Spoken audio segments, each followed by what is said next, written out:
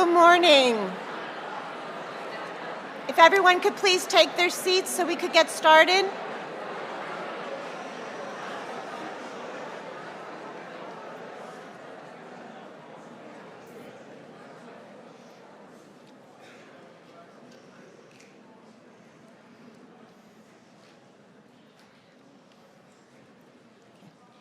Good morning and welcome.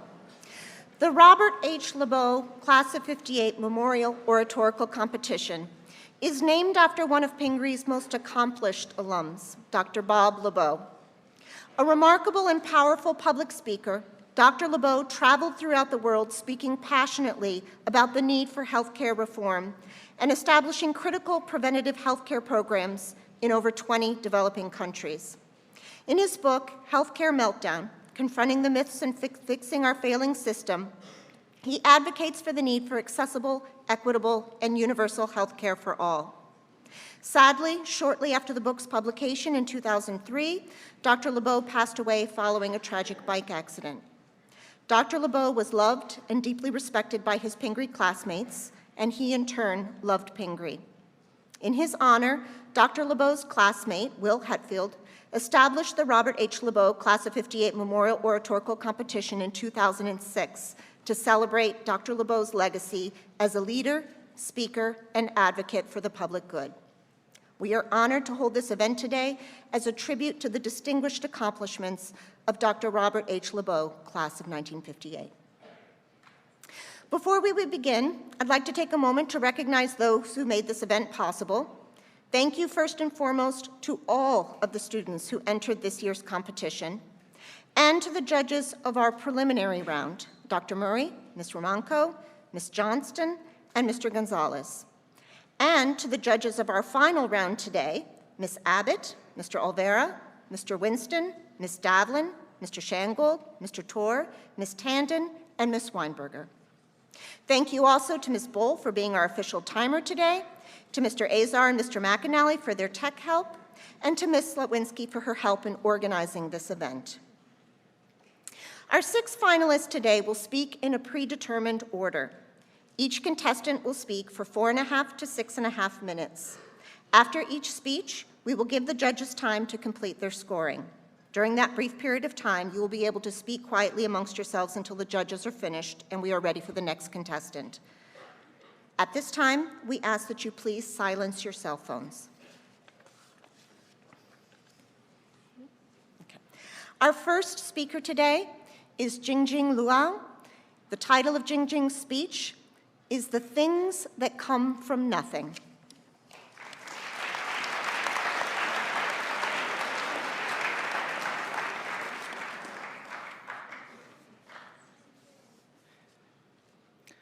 When my French teacher asks, "Qu'est-ce que tu as fait ce week-end?" which means, "What did you do this weekend?"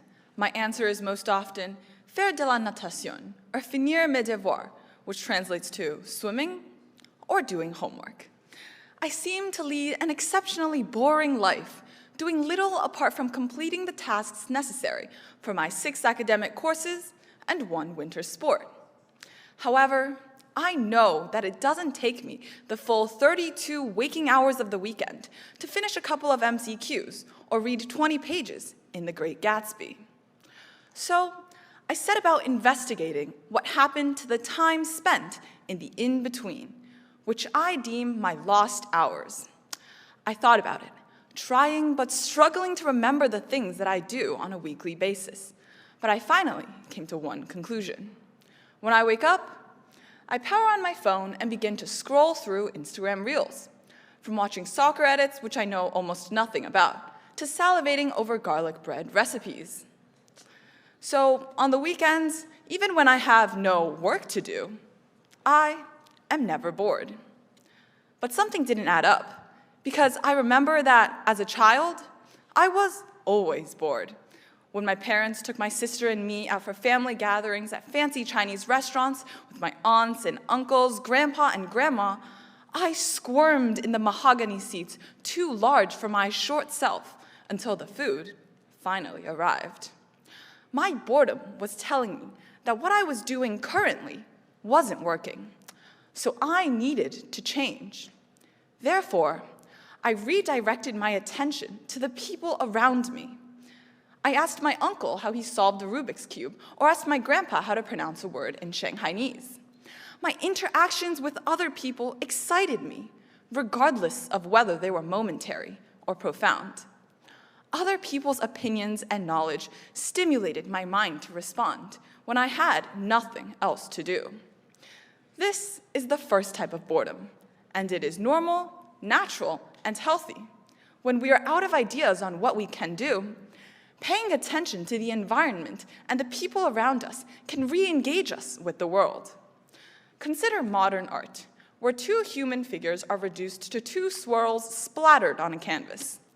As the embodiment of this transformation, Pablo Picasso once said, "Art is the elimination of the unnecessary." And while we do not have to eliminate everything like modern artists do, we do have to eliminate the unnecessary activities we pursue that seemingly resolve our boredom. By accepting this natural emotion rather than trying to combat it, we can make space for our creative minds to explore, observe, and reflect on our existence. Our imagination grows from our surroundings like healthy dandelions, sprouting and growing and stretching from a clear and open mind. The second type of boredom is different, however, and it is not so healthy. Unsurprisingly, it often arises from stress. During the week, I'm ferried from one responsibility to another without a break in between, and by the time I arrive home, it's already 8 p.m., and I finally begin my homework. I know that many students are like me, and perhaps have even more activities to attend to. Yet this process repeats again the next day, 5 days a week. So when the weekend finally arrives, I find myself a little bit lost with all the free time I suddenly have. The weekend offers me a reprieve from my chaotic schedule. So I often fill it with passive, predictable consumption. Passive consumption is when we absorb information without actively engaging with it, and scrolling on our phones is the perfect example. According to Dr. John MacArthur, who is the Communication Studies Chair at Furman University, no one among us would ever go sit in a movie theater and just see what comes on. But on social media, we just sit there and we see what comes on. When we are overwhelmed by school or work or extracurriculars, we seek an activity that eliminates our boredom, and we turn to passive consumption. Our motivation to fulfill our obligations are just like the small wind-up frogs that I remember playing with as a child. When we twist the knob to its fullest extent and set the frog loose, it launches forward with vigor, but after a couple of hops, it fizzles out. Our motivation fizzles out too if we do not learn to stop and rewind. And we lapse into the humdrum of our default digital devices. Half of our lives are spent maintaining the present, which is composed of our good grades, social life, and physical health. Yet we need to find time to reflect and improve on the status quo and rediscover the interest we have in each of our pursuits. The future is written in the blank margins of our lives, and if we fill these margins in with meaningless activities, then we have really given up the chance to change. Therefore, on the next snow day, learn to embrace the emptiness and the blank white sheets of snow outside, however strange it may seem. And next time in French class, I promise my answer to the question, "What did you do this weekend?" will be different from simply swimming or doing homework. Instead, I will say, "I did nothing." And in the period of nothingness, we can invent, reflect, and take control of the time spent in the in-between. Thank you so much.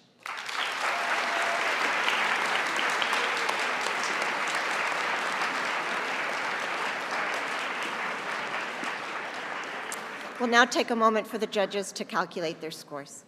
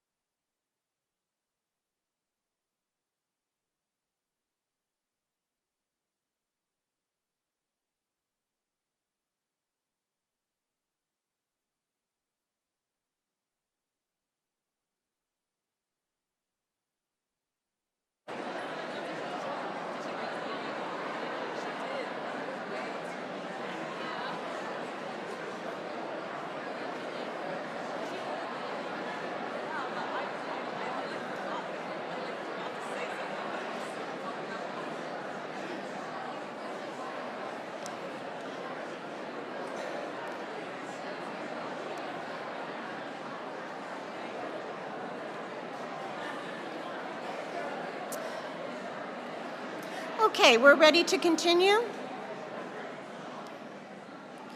Our next speaker this morning is Sriya Talapragada. The title of Sriya's speech is All Aboard the Polarized Express.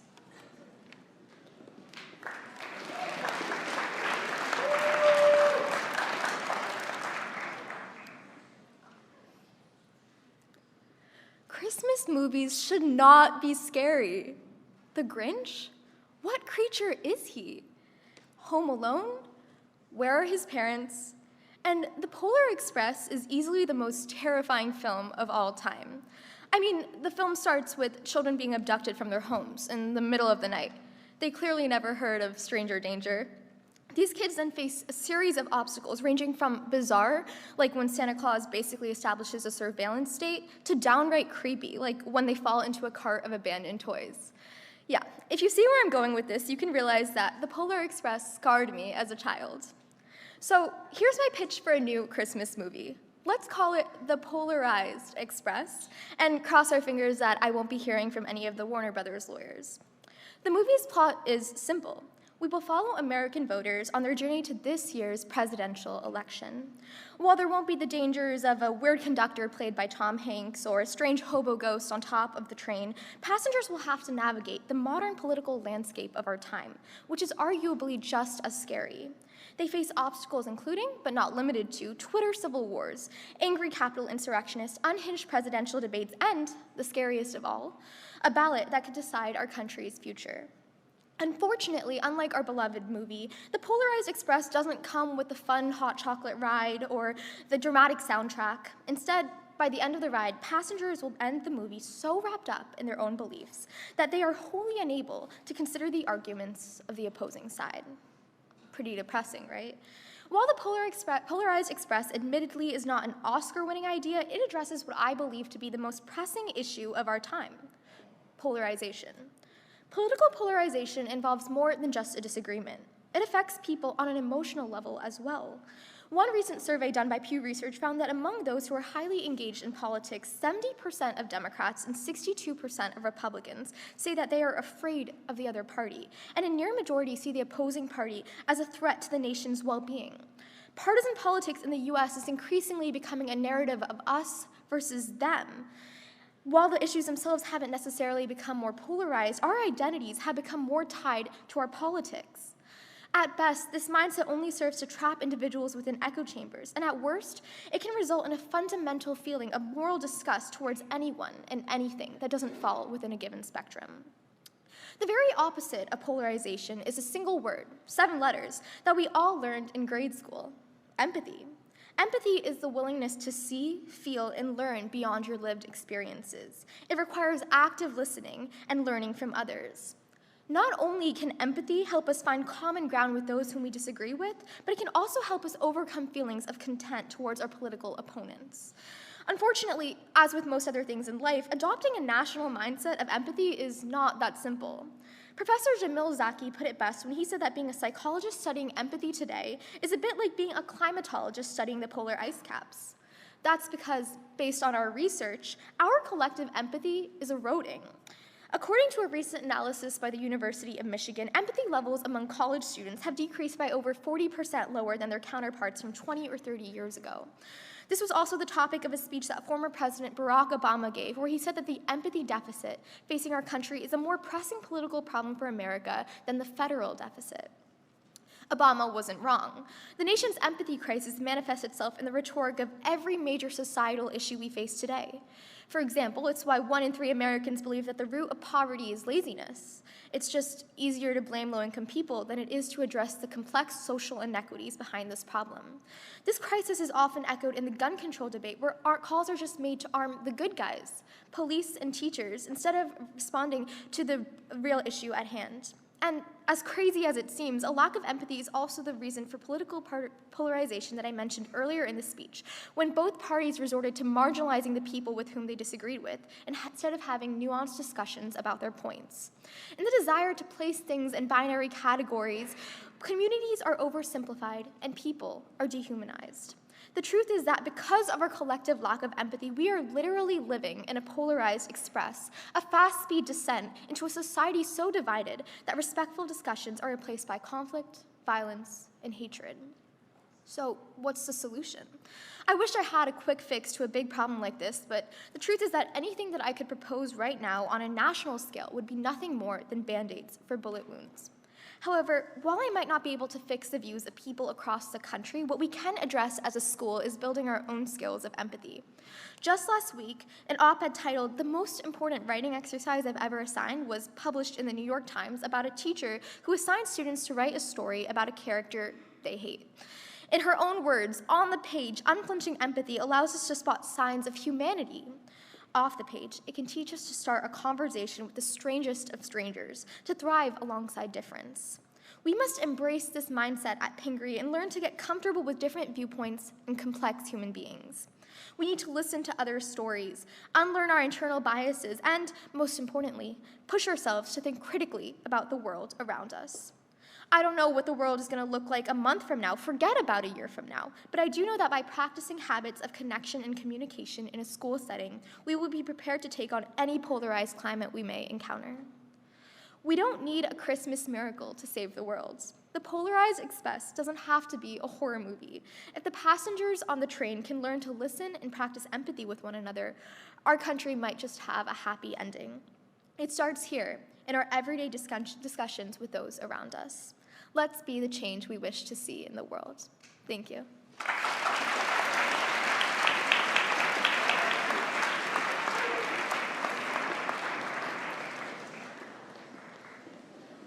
Okay, we'll take a minute.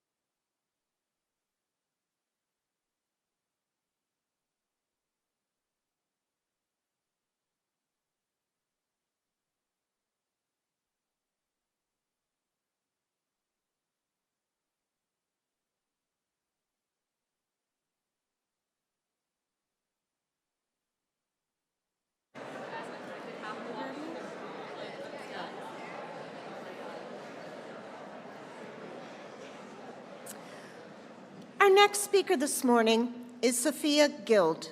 The title of Sophia's speech is The AI Odyssey.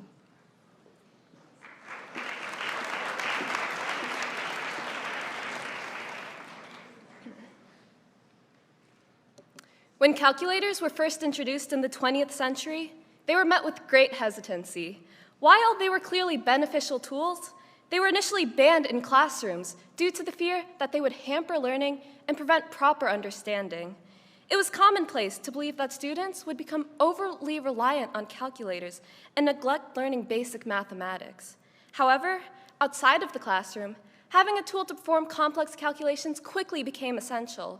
In engineering, for instance, calculators served as a tool to allow professionals to focus on complex problem solving rather than being held back by tedious math problems.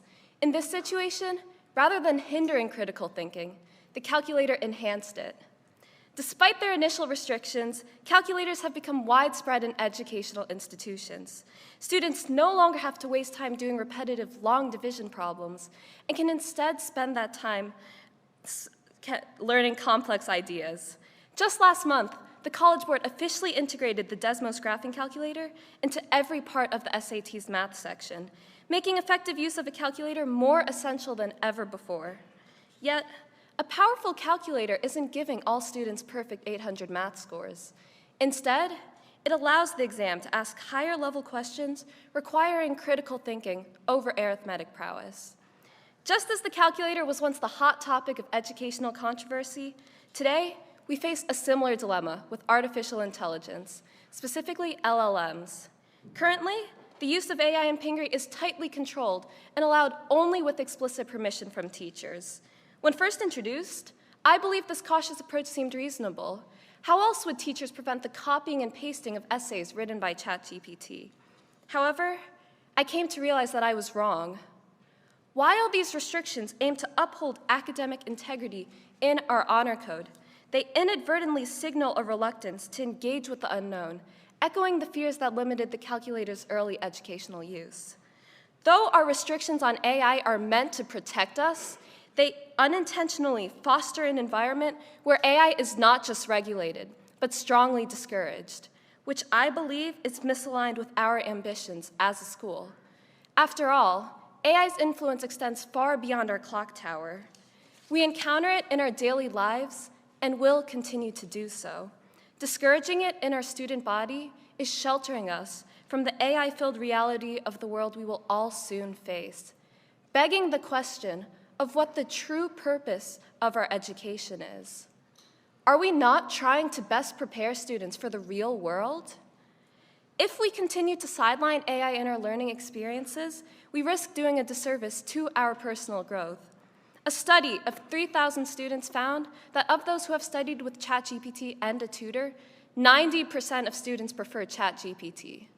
This overwhelming preference shows how these new technologies have the potential to revolutionize how we learn and interact with information. However, AI is not viewed as a tool for good in our school. Instead, it is stigmatized as a tool synonymous with cheating. But let's think from a broader perspective. Are scientists who leverage artificial intelligence to discover new drugs and save patients' lives considered to be cheating? Are doctors who use AI to diagnose patients receiving unauthorized aid? These questions shed light on the disconnect between the reality of AI in our lives and the misconceptions about it spread across our lunch tables. I have friends who haven't once touched generative AI models due to these negative connotations. We have been taught that these models replace thinking, spread misinformation, and are purely unethical. Such ideas undermine the potential of AI as a tool for learning and reflect a broader lack of trust in our community to use it ethically and constructively. It doesn't have to be this way. Addressing this stigma does not mean simply advocating for AI's use, but understanding its transformative potential for our education. We must now embark on a new journey to reimagine our education with AI. I will call this journey the AI Odyssey. Upon graduation, we will inevitably interact with AI in our daily work lives. The head of the International Monetary Fund recently stated that AI will affect 40% of jobs. Just as an engineer now would be met with disbelief for avoiding calculators, in the future, it may be unreasonable for one to avoid using AI. In our Odyssey, we must cultivate a responsible approach to using AI as a catalyst for innovation, rather than deeming it a mere shortcut. Without encouragement to learn of the benefits of AI in our education, we are left to figure it out for ourselves, when instead, we could have our educators guide us. As artificial intelligence evolves, we must learn not to fear it, but to embrace it. Yes, AI has flaws, but to counteract them, we must engage with AI rather than avoid it altogether. Whether it is through personalized learning platforms or AI-powered tutoring systems, we must actively venture out to understand and leverage its capabilities. The question now becomes not if we should use AI in our learning, but how to do so responsibly. By encouraging AI literacy and ethical usage in our Pingry curriculum, we can enhance productivity and free up time for more meaningful endeavors. In our AI Odyssey, we are not just passengers, but explorers. As our journey stands at the crossroads of tradition and technological advancement, let us choose the path of progress. In doing so, we can embrace AI with a critical, yet optimistic perspective to truly prepare for the world that awaits us. Thank you.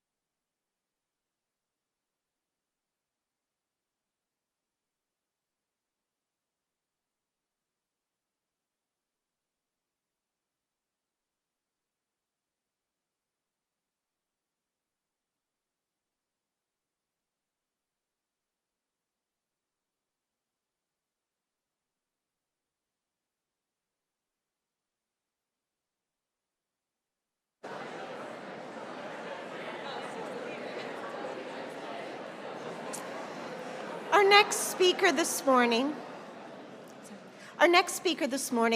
is Nick Henry.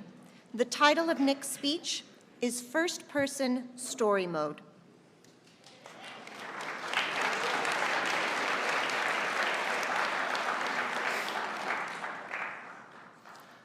Who would you trust to write the history of your life?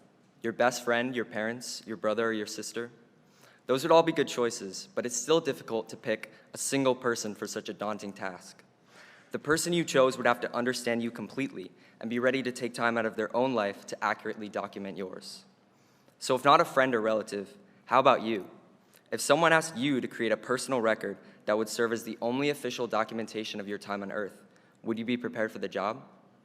Yes or no, you're probably already creating that history anyway, and you're an awful historian. You spend your time making a fraudulent, revisionist historical record that oversimplifies all of the key details and only serves to make yourself look as good as possible. Furthermore, your historical work is all posted and viewed on aggregate propaganda websites, known commonly as social media. However, you're not in total control of your story either. While you curate your profiles, a group of private, multinational corporations is also at work documenting your life as it plays out online. They track all your activity, things you do passively and subconsciously during the day, the whole time creating a parallel narrative that might tell a completely different story about who you are.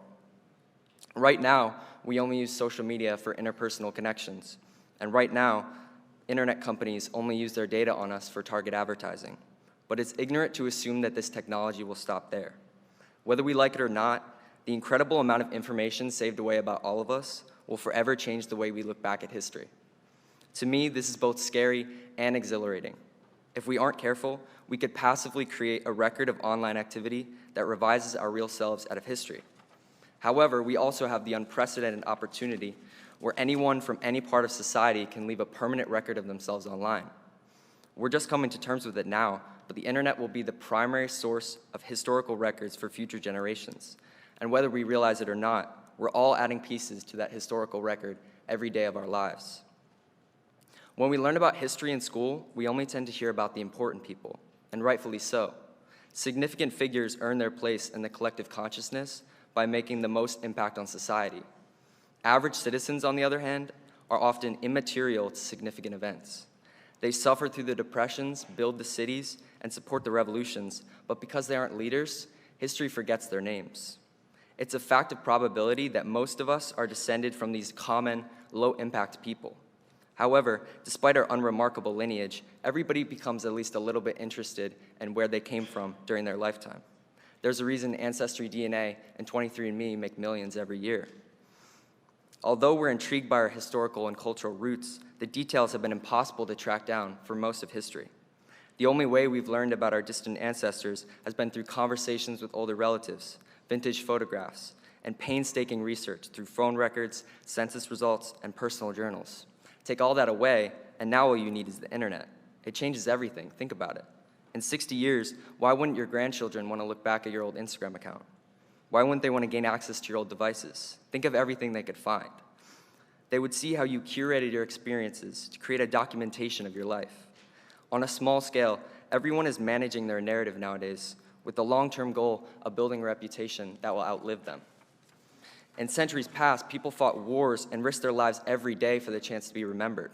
Nowadays, anybody can leave a permanent record of themselves online. The internet has thus democratized the concept of leaving a legacy, and it's made it so that average people like all of us are now just getting a taste of what it feels like to be a public figure. The way we brand ourselves now could quite possibly be the way we're remembered in the future. However, there's a catch. A significant portion of our story is also out of our control. Not only will future generations view our past lives through the profiles we create, but they'll also be able to learn about each of us from all the other ways we use the internet. Tech companies have a massive wealth of data tracking all of our internet activity, from the clothes we shop for, to the restaurants we search, to the websites we frequent. Despite how often everyone uses the internet, most of us would be vehemently unwilling to allow another person, let alone a stranger, to go through our devices unrestricted. Even if we have nothing to hide, exposing our devices to someone else would be like allowing them to peer into part of our mind, a place where conversations, questions, notes, and memories are all housed. That kind of intrusion into our personal lives is happening every day nonetheless, and without our acknowledgement. Internet companies are saving all of the data of our activity, from every YouTube video we've watched to Google search we've made on the cloud forever.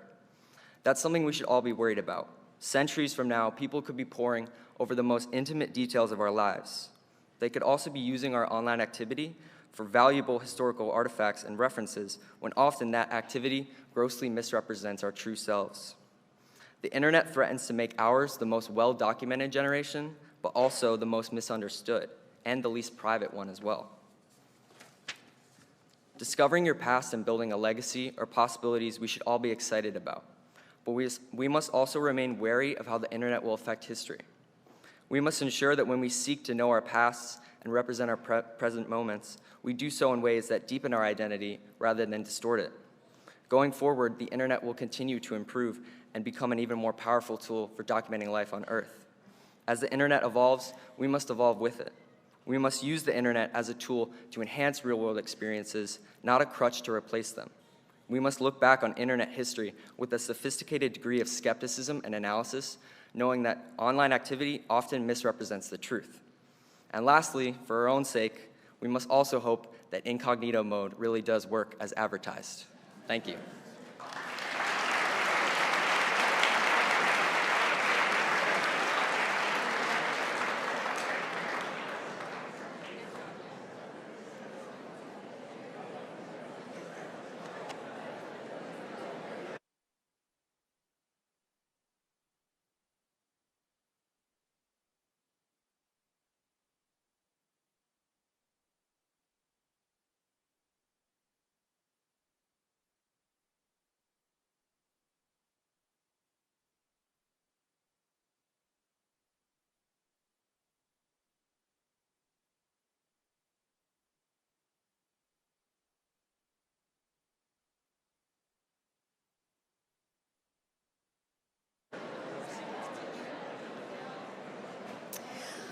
Our next speaker this morning is Isabel Chen.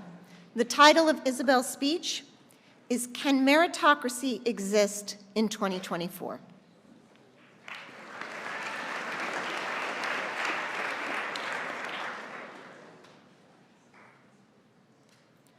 As college decisions start rolling in for our seniors, and we juniors begin meeting with our college counselors, the college application process is at the forefront of many of our minds. Even our underclassmen will soon have to face the challenges of this college crusade. What do I need to do to get into college? Why did she get into Harvard, but I didn't? Am I quote-unquote better than him? It is impossible to prevent these thoughts from arising, and none of these types of questions ever have a concrete answer. There are tons of factors that come into play in the admissions process, some of which we can control and some of which we can't. The classes that we take, test grades, or our commitment to extracurricular activities are balanced with immutable factors such as geography and demographics. Historically, affirmative action was put into place to give students of color an equal opportunity to obtain a higher education. And for 4 decades, race-conscious admissions not only created pathways for all students to thrive, but also allowed for a diverse campus environment. However, last summer, the Supreme Court struck down affirmative action, ending the use of race as a factor in admissions. Opponents feared that this decision would exclude many deserving students and reduce diversity within the student body. Supreme Court Justice Sotomayor wrote, quote, "Today this court overruled decades of precedent and imposed a superficial role of race blindness on the nation. The majority's vision of race neutrality will entrench race segregation in higher education because racial inequality will persist so long as it is ignored," end quote. In contrast, Governor Ron DeSantis, a proponent of the ruling, tweeted, quote, "College admissions should be based on merit, and applicants should not be judged on their race or ethnicity. The Supreme Court has correctly upheld the Constitution and ended discrimination by colleges and universities," end quote. But does this ruling really move our society toward one based on meritocracy? Meritocracy in society is a system where people are rewarded solely based on what they've achieved, disregarding possible advantages from outside factors. Though an individual's merit is often judged by one's level of achievement and the magnitude of these successes, the obstacles that a person must overcome to attain this goal are often overlooked. To put this in a different perspective, imagine a tennis tournament where some players only have old sneakers and wooden rackets, while the rest have state-of-the-art equipment. Talented players using the outdated equipment may be able to win in the early rounds. However, in the later rounds, they would be no match against better competitors armed with the newest high-end rackets. In the end, only the final results go on their record, not taking into account this disparity, which gives the well-equipped players an unfair advantage. This fictitious tournament is an oversimplified, but still revealing illustration of the challenges we face in life. Life is unfair, in that we each have shortcomings and hindrances that may disadvantage us when competing against others. It is impossible to acknowledge every single obstacle that we face in our efforts, and while each hurdle we overcome contributes to our character growth, it is usually only the end result that is acknowledged. Moving forward, it is not only college admissions, but also job recruitment, where we are judged by what is written on our resume, which often overshadows the amount of effort behind these achievements. Unfortunately, there is no section on your resume or application to list or expand upon all the challenges you had to overcome and how you overcame them. Even seasoned writers aren't guaranteed a spot at their dream college due to the multitude of other applicants who may have faced similar challenges, but also have an added asset that pushes them ahead. If achievements are rewarded and efforts are not acknowledged, is there really meritocracy? Ultimately, meritocracy is only an ideal. Living in a society based solely on merit is an unrealistic standard to abide by, since despite our efforts, there will always be biases and unseen factors that influence decisions. No matter how hard we strive to create an equitable society, there will always be an insurmountable number of variables that make us inherently unequal. Our personal list of achievements has been influenced by resources that are accessible to us, be they vast or limited.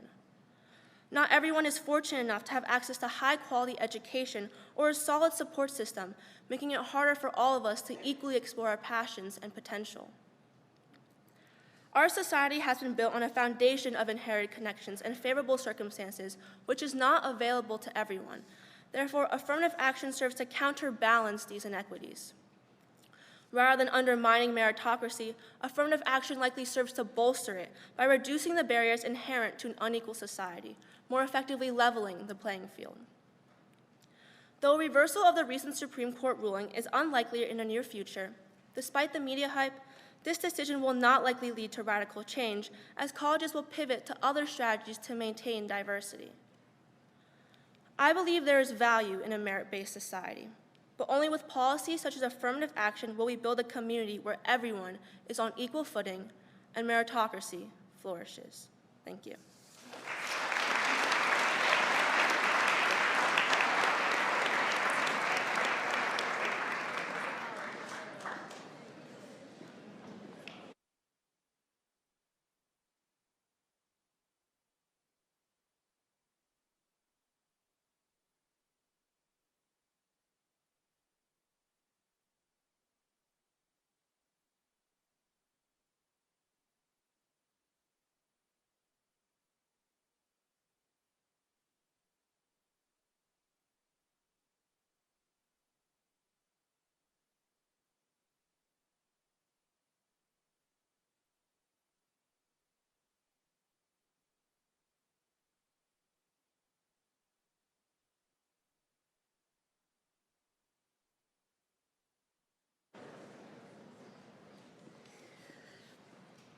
Our final speaker this morning is Ella Wunderlich. The title of Ella's speech is Engineering the Education of Our Society Through the Humanities.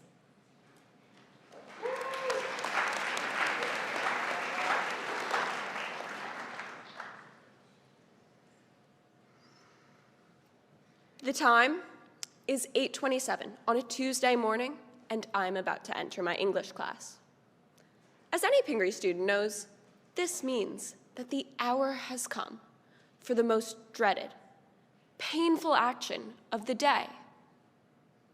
It is time to put our phones in the phone caddy. With my remaining 3 minutes of freedom, I take a quick glance at my notifications, only to find that in the 45 minutes since I've left my house, my mother has forwarded me exactly 6 Instagram posts. Now, it's not as if this in and of itself is anything unusual. Anyone who knows my mother knows that you're bound to receive numerous videos of howling huskies or Bahamian sea turtles on a regular basis. Nevertheless, I scroll to find out what large-eyed animal awaits me today, only to instead find a post from the New York Times.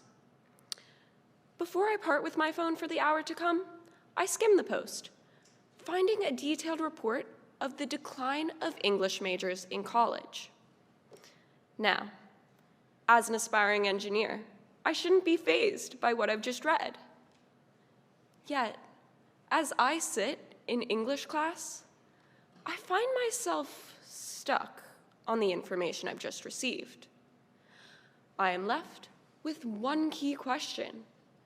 Why does this so-called death of humanities bother me so much? Over the next few weeks, I come to notice the ways in which English and other humanities subjects are devalued in my everyday life. My more humanities-oriented friends often complain of fewer opportunities for advanced classes and extracurriculars relating to their interests. I note that while I can tell the adults in my life that I want to major in engineering in college and be met with sentiments of pride and respect, those who favor the humanities might be looked at in disbelief and asked, "So what are you even going to do with an English degree?" Over time, I've realized the immense threat that a decline in the humanities poses to our society in the decades to come. If we don't encourage future philosophers, authors, and diplomats to pursue their interests, who will narrate and guide the lives of our generation and those that follow? By focusing exclusively on science, technology, engineering, and mathematics, or STEM, we will lose out on scholarly potential.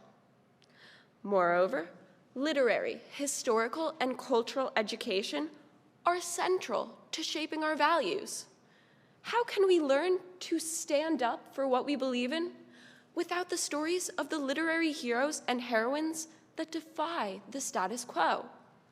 How can we fully comprehend the need to champion diversity, equity, and inclusion without developing our understanding of historical oppression and persecution?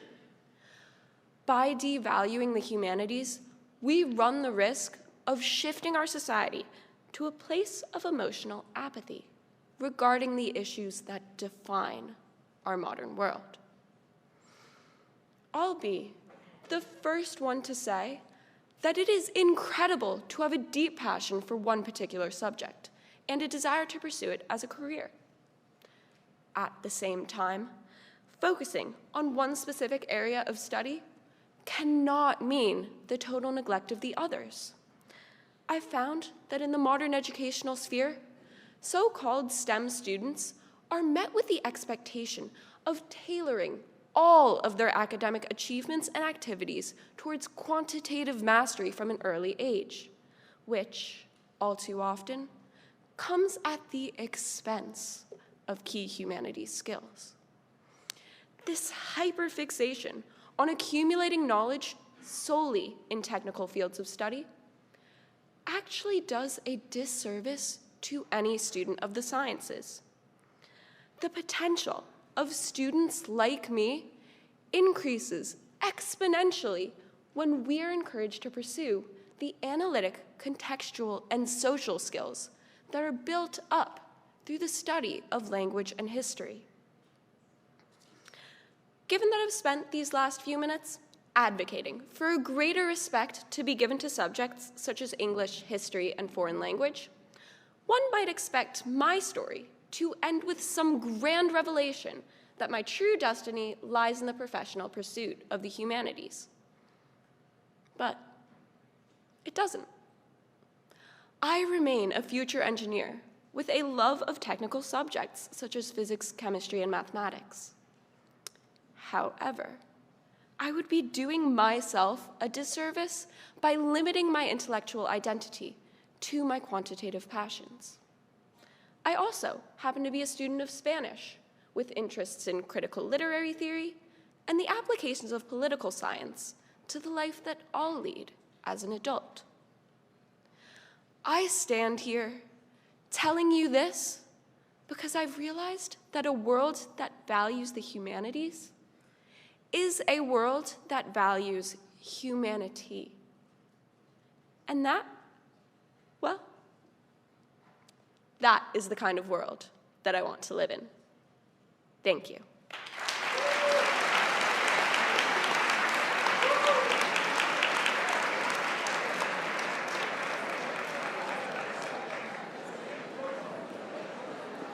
Thank you. We'll take one moment for the judges to do their final tallies.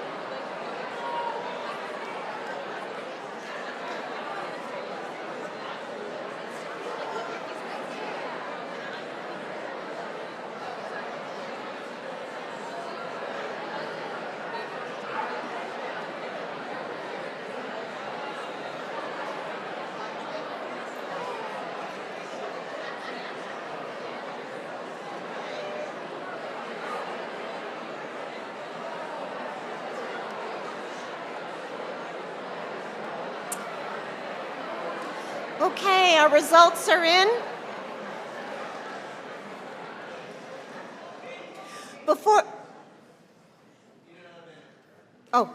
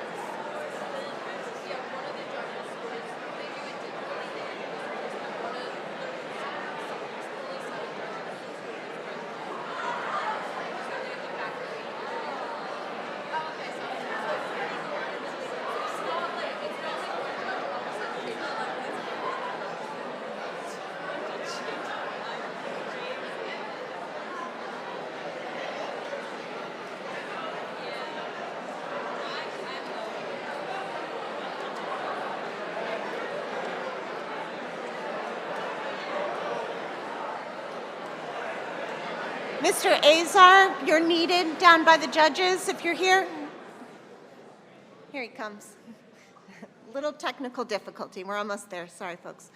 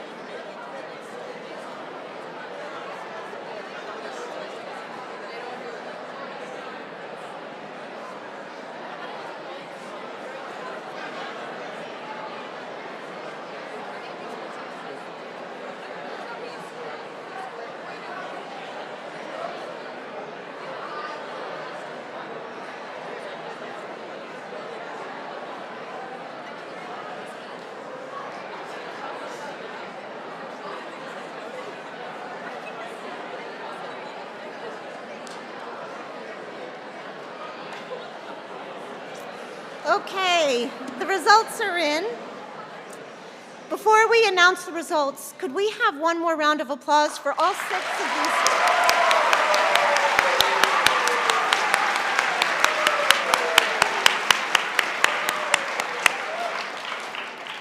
Those were 6 fabulous speeches.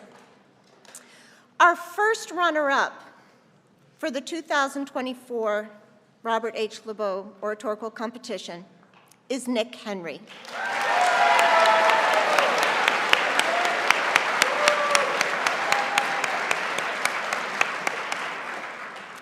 And the winner of the Lebow Oratorical Competition is Ella Wunderlich.